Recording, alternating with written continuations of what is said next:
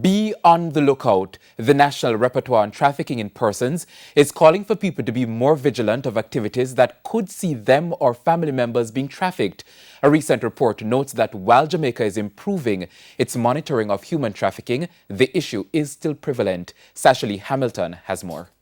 Jamaica, a hotspot for human trafficking. The country continues to grapple with the issue, with Back Road in Portmore, Gloucester Avenue in Montego Bay, and Ripon Road in Kingston being prime locations.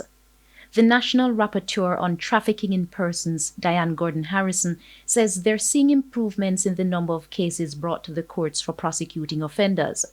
The latest report published by her office for the 2019-2020 period up to March shows that some 9 cases are currently being tried. We see where 2 suspects have been charged. They are of Indian nationality, and that's for labor trafficking. And we have a number of them, incidentally, for labor trafficking for this period. I'm seeing 5 such cases, and then the other 4, we're seeing sex trafficking cases.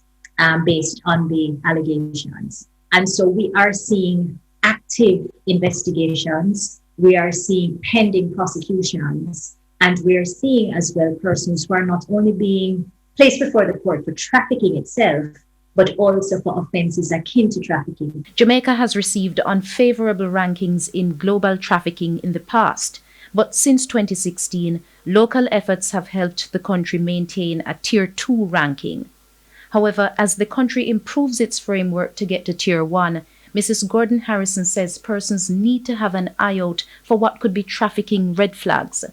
So you see a dream job advertised, very little experience needed. We'll train you on the job.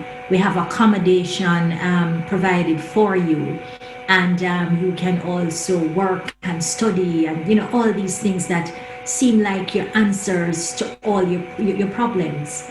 And what is really happening in a lot of these labor exploitation cases is that persons who have ill intent prey on the vulnerabilities of persons who are economically dispossessed or who have some kind of social instability. If there are any suspicions, she's encouraging persons to make reports to the police's anti-trafficking unit.